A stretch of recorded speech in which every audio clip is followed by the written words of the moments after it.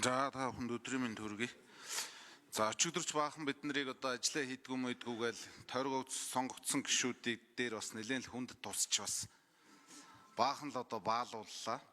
Тэгээ одоо хурал удирдах байгаа булган туяа дарга бас одоо нэгэнд асуудал шийдэгдээд тэртээ дэргөө хоёулаа огцроо явчлаа. Одоо тэгээд санаа амарсан бол бас энэ байгаа гишүүдээс нэг уучлалт гуйчвал яат юм бэ? Өчигдөр одоо бас олон давтаж нэлээд л бас баалж янз бүр боллоо. За тэгээ би эдийн засгийн хөгжлийн сайдаас л асуух гээд байгаа. Нөгөө төр хувийн хвшлийн түншлэлийн хууль маань яг одоо энэ дагаж орж ирээд дагаж батлагдаад шийдэгдээд эх жил одоо яг тэр 26 оны хөгжлийн төлөвлөгөөнд улсын төсөвт хөгжлийн төлөвлөгөөнд орцсон ирнээсээ улсын төсөвт орж амжаагүй ажлууд яг хийгдэхэд одоо цаг хугацааны хувьд амжих уу? Энэ хууль батлагдан гараад одоо яг хизээнээс хэрэгжиж эхэлнэ гэж ингэж тооцож байгаа юм бэ? За энэ төр хувийн хвшлийн түншлэлийнхаа хуулийг яг одоо бодит амьдрал дээр хэрэгжүүлээд явхад хувийн хвшилд бол уг нь нөөц байгаа гэж харж байгаа. Гэхдээ эх жилийн эдийн засгийн нөхцөл байдал бас ямар байгаа юм бэ? Хувийн хвшил маань яг одоо ийм засаг төр докторгүй, олон улсын байдал одоо ийм хүнд хэцүү, Монголыг одоо ганц тэжээж байгаа энэ нүрсний экспорт нь эрсдэлд орцсон ийм нөхцөлд одоо хувийн хвшил бас төртэй хамтарч, төртэй түншилж ажил хийх үү? Тэгэхээр ер нь одоо яг энэ хуулийнхаа өөрчлөлтийг хэр сайн бодож тооцоолж орж ирсэн юм бэ? Энэ дээр нэг учир сайд бас нэг сайн хэлж өгөөч. Би бол одоо энэ улс хийж чадахгүй байгаа ажлаа энэ төр хувийн хвшлийн түншлэлээр хийгээд явмаар байна гэдэг ийм саналтай байгаа. Энэ саналыг л одоо энэ гишүүд маань маш сайн дэмжиж хувийн хвшилд байгаа боломжоо ашиглаж энэ улс орныхоо бүтээн байгуулалтыг хиймээр байна. Хөдөө орон нутагт маш их хийх ажил байна. Бид нар одоо энд ингээд сандал суудлын ярьж хэрүүл урвал хийж суусаар байтал одоо хөдөө орон нутгийн хөгжил олигтой хийсэн бүтээсэн юм алга ард иргэдийн ажил амьдрал уламд ордож байна. Өвөл хүнд болж эхэлж байна. Бензин тосны хангамж тасалдаж эхэлж байна гэж байна. Тэгээ энэ бүхнийг одоо ер нь тооцож байгаа юу? Тэгээд энэ эх жил одоо хувийн хвшилтэд яг үнэхээр боломж олгоод ингээд явах уу? Яагаад гэвэл зэрэг хувийн хвшил чи одоо энэ бидний батлах гэж байгаа төсвийг мөн дагалж орж ирж байгаа энэ төр хувийн хвшлийн түншлэлийн хуулийг хараад эх жилийнхаа бизнес төлөвлөгөө гаргах гээд ажил амьдралаа зохицуулах гээд сууж байна. Гэтэл бид одоо энд ингээд шал өөр юм яриа суугаад байдаг. Тийм учраас энэ төр хувийн хвшлийн түншлэлийн хууль дээр бас энэ гишүүд маань ч гэсэндээ онцгой анхаарч ажиллаарай гэж ингэж хүсгэсэн юм аа. Тэгээ эдийн засгийн хөгжлийн сайдаас энэ хуулийн талаар бас нэлээд тийм сайн хариулт авах хүсэлтэй байна. За хос өрг шүний асуултанд учрал сайд хариулъя. За хос өрг шүний асуултанд хариулъя.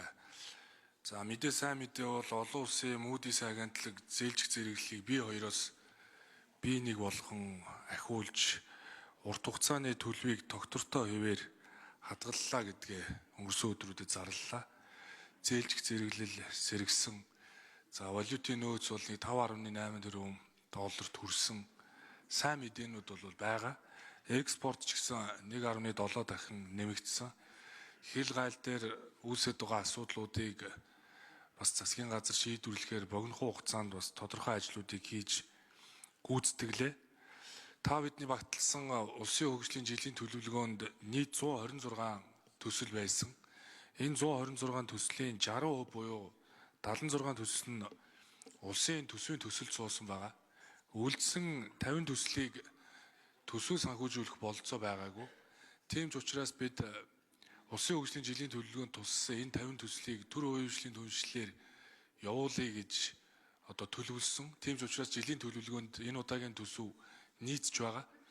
Энэ 50 төслийг явуулъя гэхээр өнөөдрийн хүчин төгөлдөр мөрдөгдөж байгаа төр хувийн хвшлийн түншлэлийн хуулийн шалгуурууд, шаардлагууд бас их их өндөр.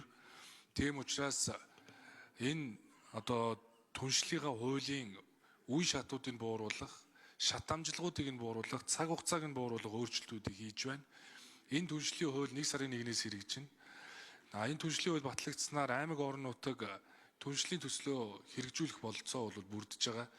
Одоогийн хуулиар бол төсвөөс татаас авдгүй аймагуд нийслэл хялбаршуулсан журмаар эрчим хүч, дулаан хангамж, хог хаягдал, гадаргын ус, саарл усны барилга байгууламж, цэвэр бохир усны шугам сүлжээ, цэвэрлэх байгууламж, хурдны зам, нийтийн тээвэр логистикийн салбар, хүнс хангамж, аюулгүй байдлыг хангаж чиглэсэн үйл ажиллагаа явуулах, барилга байгууламж гэсэн 6 чиглэл, дээрээс нь 100 тэрбум төгрөгөөс доош төслүүдийг аймаг нийслэлд хялбаршуулсан зурмаар шийдэх бололцоо байсан. Үүнийг нь бид нар төсвөөс татас авдагаас үл хамааран аймаг орон нутаг бие дааж хэрэгжүүлэх болохыг энэ хуулиар хийж өгсөн учраас нутгийн өөрөө удирдах байгууллагууд түншлэлийн төсөл явуулах болцоо бүрдэж байна. Төсөл тавьж байгаа шаардлагуудыг хэлбэршүүлсэн. За төрийн үйлчлэгээний төсөлд бол төслийн онцлогоос хамааран тэзүү шаардахгүй болгож байна. Мөн төрийн болон орон нутгийн өмчид хамаарах оюуны өмчийг эргэлтэнд оруулах буюу төрийн өмчид хамаарж байгаа энэ шинжлэх ухааны хүрээлэнгүүд оюуны өмчөө эргэлтэнд оруулсан тохиолдолд гадны хөрөнгө оруулалт оруулаад түншлэлийн төсөл хэрэгжүүлвэл эх жил R&D буюу судалгаа хөгжүүлэлттэй бас зарцуулах болцоо бүрдэж байна. Одоогийн хууль бол 8 үе шатыг дамждаг. Энэ хууль батлагдсанаар нэг 4 үе шаттай болж байна. 12-13 сар болдог байсан бол энэ хууль батлагдсанаар нэг 4-5 сарын дотор түншлэлийн төсөл хэрэгжинэ.